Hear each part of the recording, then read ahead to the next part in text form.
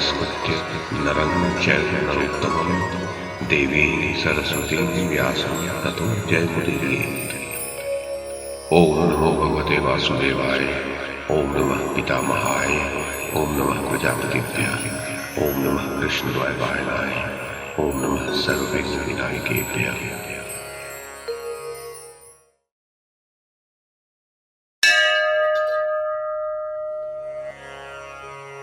संजय ने कहा, महाराज धृतराष्ट्र, जिस मुहूर्त में श्री कृष्ण रथ को अपनी दोनों भुजाओं से पुनः ऊपर उठा रहे थे, उस मुहूर्त में नरवीर कर्ण ने धनंजय की ओर तिरछी दृष्टि से देखते हुए उसे मयूर पंख से युक्त शिला पर तेज किए हुए 10 बाणों से आहत कर दिया। तब अर्जुन ने अच्छी प्रकार छोड़े हुए 12 वराह कर्ण नामक पहने बाणों द्वारा कर्ण को बींध करके पुनः विषधर सर्प के तुल्य एक वेगशाली नाराज को कान तक खींचकर उसकी ओर छोड़ दिया। भली भांति छूटे हुए उस उत्तम नाराज ने कर्ण के विचित्र कवच को चीरकर उसके प्राण निकालते हुए से रक्तपान किया और वह धरती में समा गया। उस समय उस बाण के पंख रक्त से लथपथ हो गए थे। तब उस बाण के प्रहार से क्रोध में भरे हुए शीघ्रकारी कर्ण ने लाठी की चोट खाए हुए महान सर्प के समान तिल मिलाकर उसी प्रकार उत्तम बाणों का प्रहार किया, जैसे महाविषैला सर्प अपने उत्तम विष का वमन करता है। उसने 12 बाणों से श्री कृष्ण को और 99 बाणों से अर्जुन को अच्छी प्रकार बींध दिया। तत्पश्चात एक भयंकर बाण से पांडुपुत्र अर्जुन को पुनः क्षत विक्षत करके कर्ण सिंह के समान दहाड़ने और हंसने लगा। उसके उस हर्ष को पांडुपुत्र अर्जुन सहन न कर सका। वो उसके मर्म स्थानों को जानता था और इंद्र के समान पराक्रमी था। अतः जैसे इंद्र ने रणभूमि में बलासुर को बलपूर्वक आहत किया था, उसी प्रकार अर्जुन ने 100 से भी अधिक बाणों द्वारा कर्ण के मर्म स्थानों को विदीर्ण कर दिया। तदनंतर अर्जुन ने यमदंड के समान भयंकर 90 बाण कर्ण पर छोड़े। उन पंख वाले बाणों से उसका सारा शरीर बींध गया और वह वज्र से विदीर्ण किए हुए पर्वत के समान व्यथित हो उठा। उत्तम मणियों, हीरो और सुवर्ण से अलंकृत कर्ण के मस्तक का आभूषण मुकुट और उसके दोनों उत्तम कुंडल भी अर्जुन के बाणों से छिन्न भिन्न होकर पृथ्वी पर गिर पड़े। अच्छे अच्छे शिल्पियों ने कर्ण के जिस उत्तम बहुमूल्य और तेजस्वी कवच को दीर्घ काल में बनाकर तैयार किया था, उसके उसी कवच के पांडुपुत्र अर्जुन ने अपने बाणों द्वारा क्षण भर में बहुत से टुकड़े कर डाले। कवच कट जाने पर कर्ण को कुपित हुए अर्जुन ने 4 उत्तम तीखे बाणों से पुनः क्षत विक्षत कर दिया।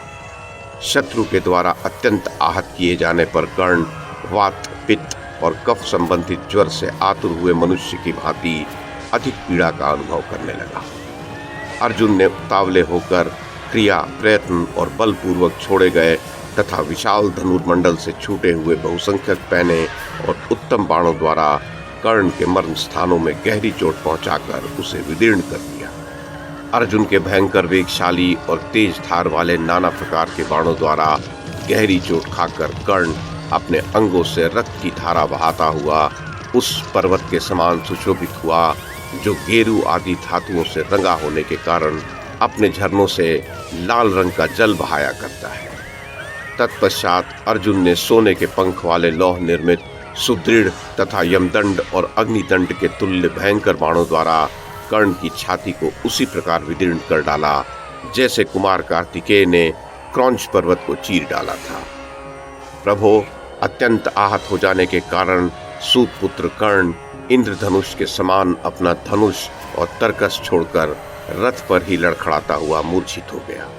उस समय उसकी मुट्ठी ढीली पड़ गई। राजन, अर्जुन सत्पुरुषों के व्रत में स्थित रहने वाला श्रेष्ठ मनुष्य है, अतः उसने उस संकट के समय कर्ण को मारने की इच्छा नहीं की। तब इंद्र के छोटे भाई भगवान श्री कृष्ण ने बड़े वेग से कहा, पांडुनंदन, तुम प्रमाद क्यों कर रहे हो? विद्वान पुरुष कभी दुर्बल से दुर्बल शत्रुओं को भी नष्ट करने के लिए किसी अवसर की प्रतीक्षा नहीं करते। विशेषतः संकट में पड़े हुए शत्रुओं को मारकर बुद्धिमान पुरुष धर्म और यश का भागी होता है। इसलिए सदा तुमसे शत्रुता रखने वाले इस अद्वितीय वीर कर्ण को सहसा कुचल डालने के लिए तुम शीघ्रता करो। सूतपुत्र कर्ण शक्तिशाली होकर आक्रमण करे, उसके पहले ही तुम इसे उसी प्रकार मार डालो जैसे इंद्र ने नमुची का वध किया था। अच्छा, ऐसा ही होगा कहकर श्री कृष्ण का समादर करते हुए संपूर्ण कुरुकुल के श्रेष्ठ पुरुष अर्जुन उत्तम बाणों द्वारा शीघ्रता पूर्वक कर्ण को उसी प्रकार बींधने लगा जैसे पूर्व काल में शंबर शत्रु इंद्र ने राजा बलि पर प्रहार किया था। भरतनंदन, किरीटधारी अर्जुन ने अश्वों और रथ सहित कर्ण के शरीर को वत्सदंत नामक बाणों से भर दिया। फिर सारी शक्ति लगाकर स्वर्ण में पंख वाले बाणों से उसने संपूर्ण दिशाओं को आच्छादित कर दिया। चौड़े और मोटे वक्ष स्थल वाले अधिरथ पुत्र कर्ण का शरीर वत्सदंत नामक बाणों से व्याप्त होकर खिले हुए अशोक, पलाश, सेमल और चंदनवन से युक्त पर्वत के समान सुशोभित होने लगा। प्रजानाथ, कर्ण के शरीर में बहुत से बाण धस गए थे। उनके द्वारा सम्रांगण में उसकी वैसी ही शोभा हो रही थी जैसे वृक्षों से व्याप्त शिखर और कंदरा वाले गिरिराज के ऊपर लाल कनेर के फूल खिलने से उसकी शोभा होती है। तदनंतर कर्ण सावधान होकर शत्रुओं पर बहुत से बाण समूहों की वर्षा करने लगा। उस समय जैसे अस्ताचल की ओर जाते हुए सूर्यमंडल और उसकी किरणें लाल हो जाती हैं, उसी प्रकार रक्त से लाल हुआ वह शर समूह रूपी किरणों से सुशोभित हो रहा था।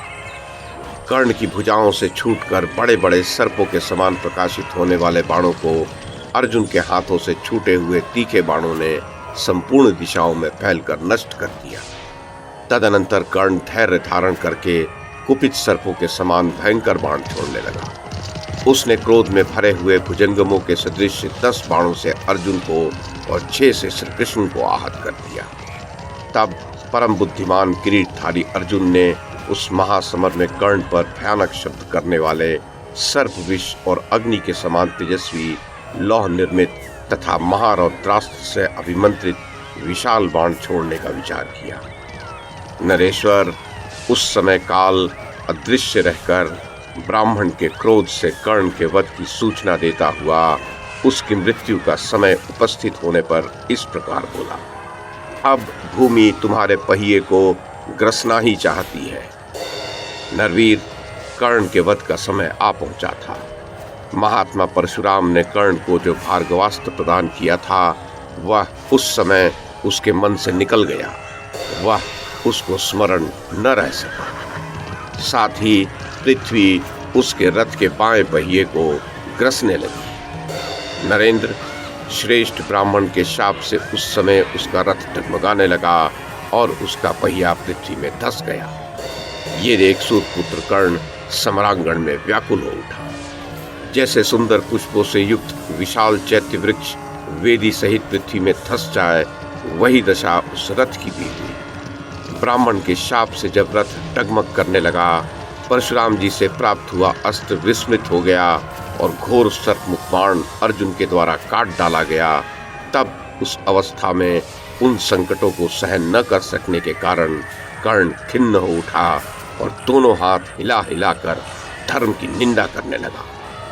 धर्मज्ञ पुरुषों ने सदा ही यह बात कही कि धर्मपरायण पुरुष की धर्म सदा रक्षा करता है। हम अपनी शक्ति और ज्ञान के अनुसार सदा धर्म पालन के लिए प्रयत्न करते रहते हैं, किंतु वह भी हमें मारता ही है, भक्तों की रक्षा नहीं करता। अतः मैं समझता हूँ धर्म सदा किसी की रक्षा नहीं करता। महाराज, ऐसा कहता हुआ कर्ण जब अर्जुन के बाणों की मार से विचलित हो उठा, उसके अश्व और सारथी लड़खड़ा कर गिरने लगे और मरण पर आघात होने से वह कार्य में शिथिल हो गया। तब बारंबार धर्म की ही निंदा करने लगा। तदनंतर उसने 3 भयानक बाणों द्वारा युद्ध स्थल में श्री कृष्ण के हाथ में चोट पहुंचाई और अर्जुन को भी 7 बाणों से बींध डाला। तत्पश्चात अर्जुन ने इंद्र के वज्र तथा अग्नि के समान प्रचंड वेगशाली 17 घोर बाण कर्ण पर छोड़े। वे भयानक वेगशाली बाण कर्ण को बींध करके पृथ्वी पर गिर पड़े। इससे कर्ण कांप उठा, फिर भी यथाशक्ति युद्ध की चेष्टा दिखाता रहा। उसने बलपूर्वक धैर्य धारण करके ब्रह्मास्त्र प्रकट किया। ये देख अर्जुन ने भी इंद्रास्त्र को अभिमंत्रित किया। शत्रु को संताप देने वाले अर्जुन ने गांडीव धनुष, प्रत्यंचा और बाणों को भी अभिमंत्रित करके वहां शर समूहों की उसी प्रकार वर्षा आरंभ कर दी जैसे इंद्र जल की वृष्टि करते हैं। तदनंतर कुंती कुमार अर्जुन के रथ से महान शक्तिशाली और तेजस्वी बाण निकलकर कर्ण के रथ के समीप प्रकट होने लगे। महारथी कर्ण ने अपने सामने आए हुए उन सभी बाणों को व्यर्थ कर दिया। उस अस्त्र के नष्ट कर दिए जाने पर वृष्णिवंशी वीर भगवान श्री कृष्ण ने कहा, पार्थ, दूसरा कोई उत्तम अस्त्र छोड़ो, राधा पुत्र कर्ण तुम्हारे बाणों को नष्ट करता जा रहा है। नरेश्वर, तब अर्जुन ने भयंकर ब्रह्मास्त्र को अभिमंत्रित करके धनुष पर रखा और उसके द्वारा बाणों की वर्षा करके अर्जुन ने कर्ण को आच्छादित कर दिया। उसके पश्चात भी वो लगातार बाणों का प्रहार करता रहा। तब कर्ण ने तेज किए हुए पैने बाणों से अर्जुन के धनुष की डोरी काट डाली। उसने क्रमशः दूसरी, तीसरी, चौथी, पांचवी, छठी, सातवीं और आठवीं डोरी भी काट दी। इतना ही नहीं, 9वीं, 10वीं और 11वीं डोरी काटकर भी 100 बाणों का संधान करने वाले कर्ण को यह पता नहीं चला कि अर्जुन के धनुष में 100 डोरियां लगी हैं। तदनंतर दूसरी डोरी चढ़ाकर पांडु कुमार अर्जुन ने उसे भी अभिमंत्रित किया और प्रज्वलित सर्पों के समान बाणों द्वारा कर्ण को आच्छादित कर दिया। युद्ध स्थल में अर्जुन के धनुष की डोरी काटना और पुनः दूसरी डोरी का चढ़ जाना इतनी शीघ्रता से होता था कि कर्ण को भी उसका पता नहीं चलता था। वह एक अद्भुत सी घटना थी। कर्ण ने अपने अस्त्रों द्वारा सव्यसाची अर्जुन के अस्त्रों का निवारण करके उन सबको नष्ट कर दिया और अपने पराक्रम का प्रदर्शन करते हुए उसने अपने आप को अर्जुन से अधिक शक्तिशाली सिद्ध कर दिखाया। तब श्री कृष्ण ने अर्जुन को कर्ण के अस्त्र से पीड़ित हुआ देखकर कहा, पार्थ, लगातार अस्त्र छोड़ो, उत्तम अस्त्रों का प्रयोग करो और आगे बढ़ते चलो। नृपश्रेष्ठ, तब शत्रुओं को संताप देने वाले अर्जुन ने अग्नि और सर्प विष के समान भयंकर लौह में दिव्य बाण को अभिमंत्रित करके उसमें रौद्रास्त्र का आधान किया और उसे कर्ण पर छोड़ने का विचार किया। नरेश्वर, इतने में ही पृथ्वी ने राधा पुत्र कर्ण के पहिए को ग्रस लिया। ये देख राधा पुत्र कर्ण शीघ्र ही रथ से उतर पड़ा और उद्योग पूर्वक अपनी दोनों भुजाओं से पहिए को थामकर उसे ऊपर उठाने का विचार किया। कर्ण ने उस रथ को ऊपर उठाते समय ऐसा झटका दिया कि 7 द्वीपों से युक्त पर्वत, वन और काननों सहित ये सारी पृथ्वी चक्र को ग्रसे हुए ही 4 अंगुल ऊपर उठाई। पहिया फंस जाने के कारण राधा पुत्र कर्ण क्रोध से अश्रु बहाने लगा और रोषावेश से युक्त अर्जुन की ओर देखकर इस प्रकार बोला, महाधनुधर कुंती कुमार, 2 घड़ी प्रतीक्षा करो, जिससे मैं इस फंसे हुए पहिए को पृथ्वी तल से निकाल लूं। पार्थ, दैव योग से मेरे इस बाएं पहिए को धरती में फंसा हुआ देखकर तुम का पुरुषोचित कपटपूर्ण व्यवहार का परित्याग करो। कुंती नंदन, जिस मार्ग पर कायर चला करते हैं उस पर तुम न चलो, क्योंकि तुम युद्ध कर्म में विशिष्ट वीर के रूप में विख्यात हो। पांडुनंदन, तुम्हें तो अपने आप को और भी विशिष्ट ही सिद्ध करना चाहिए। अर्जुन, जो केश खोलकर खड़ा हो, युद्ध से मुंह मोड़ चुका हो, ब्राह्मण हो, हाथ जोड़कर शरण में आया हो, शस्त्र डाल चुका हो, प्राणों की भीख मांगता हो, जिसके बाण, कवच और दूसरे आयुध नष्ट हो गए हों, ऐसे पुरुष पर उत्तम व्रत का पालन करने वाले शूरवीर शस्त्रों का प्रहार नहीं करते हैं।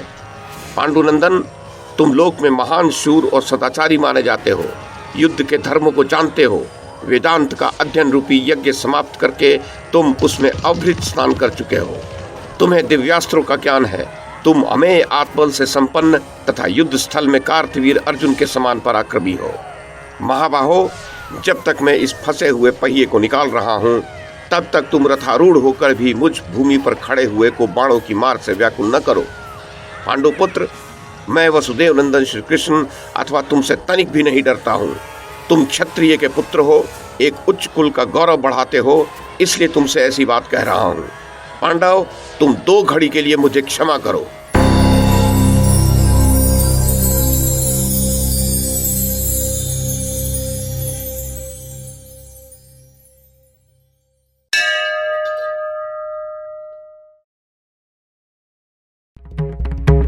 YouTube के माध्यम से महाभारत की कथा को एक श्रृंखला के रूप में प्रस्तुत करने का हमारा ये प्रयास यदि आपको सराहनीय लगा हो तो कृपया इस कड़ी को लाइक और शेयर करें, चैनल को सब्सक्राइब करें और बेल आइकन को दबाएं। साथ में अन्य लोगों को भी देखने के लिए प्रेरित करें। धन्यवाद और नमस्कार।